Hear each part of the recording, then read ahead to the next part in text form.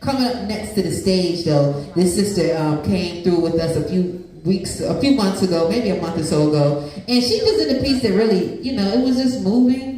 It felt really honest and vulnerable, and just came from a place that was like, sometimes people just come up here and be really prescriptive, and it just felt like a present thing that she was doing.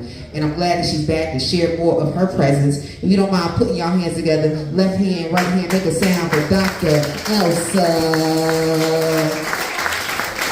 Wait, clap all the way up, Dr. Elsa, all the way up to the stage.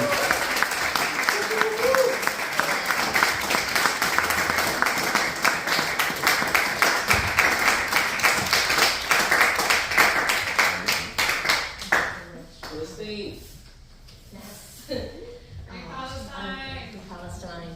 I don't know why I torture myself like this, but then I think of this guy right here and what he said.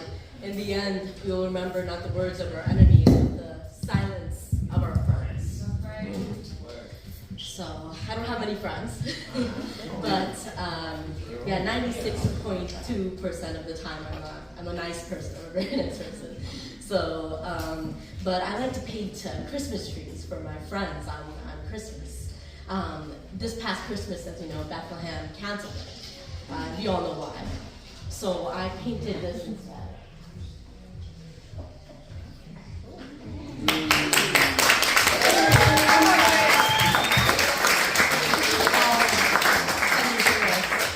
It's a mediocre version of, inspired by the Tunisian artist Omar Estaar and his screen from Elsa.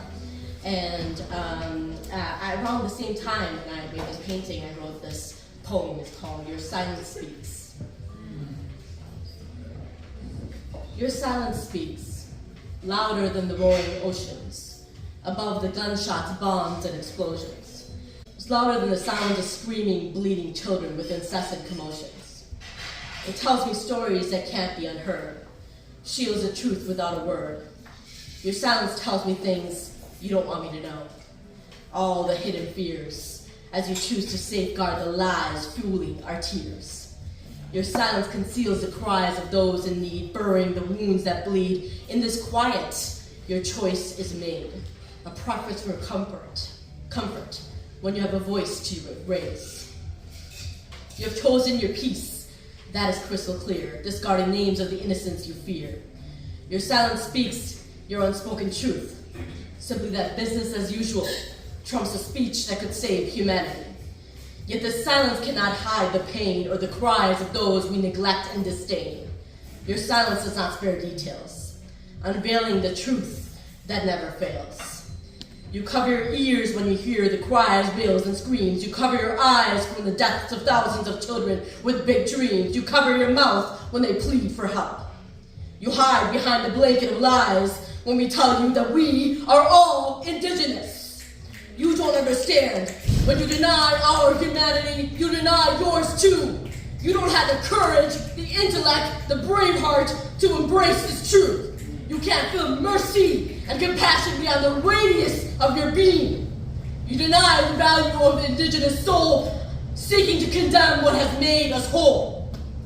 Amid death and destruction, you stand. Your silence speaks. It tells me everything. Your choice to turn your cheek to a massacre, a chilling truth. Injustice has concealed, demolished by youth. I fear for you, because if history repeats as it has, history may never be kind to you. As silence shields what conscience keeps, a plea for the soul, a call to see the wounded scars the silence can only decree. But behind the veil of quiet despair, empathy can rise, our hearts can repair. Your mouth remains shut as shattered souls respond. Let your compassion rise beyond the lies. Let it in and open your eyes. Break the chains of this mute disguise. Speak, speak, speak up, America. Speak now, speak yesterday, speak tomorrow. Let us never be afraid to speak truth to power. Right. Because if you speak, our hearts may mend. The bloodshed can finally end. The wicked will cease to pretend. Your silence speaks, but you can too, my friend. Let your voice heal this broken world. Please let the suffering end. solidarity to all who are still standing publicly and openly showing their face with the people of Palestine.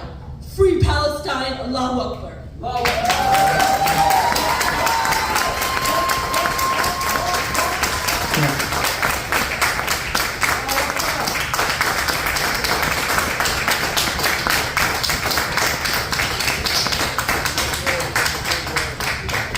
Can I get it one time for Dr. Elsa? Just put it at that bottom. One more time for Dr. Elsa.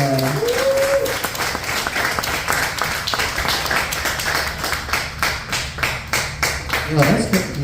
Okay, because I was just talking about, y'all was like, wait, what? Because I told y'all last time she came, she was like very like vulnerable and like sweet. Not sweet, it wasn't sweet, it was still heavy, but it was really like open-hearted and raw.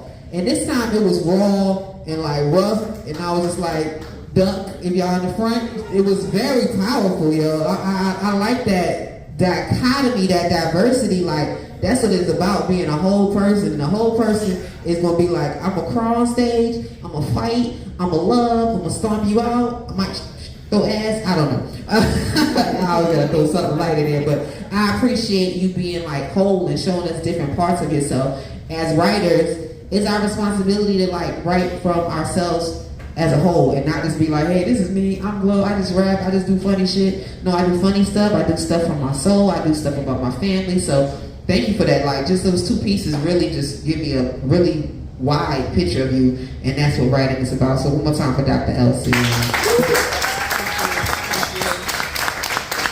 All right. Let's keep going. On deck, we got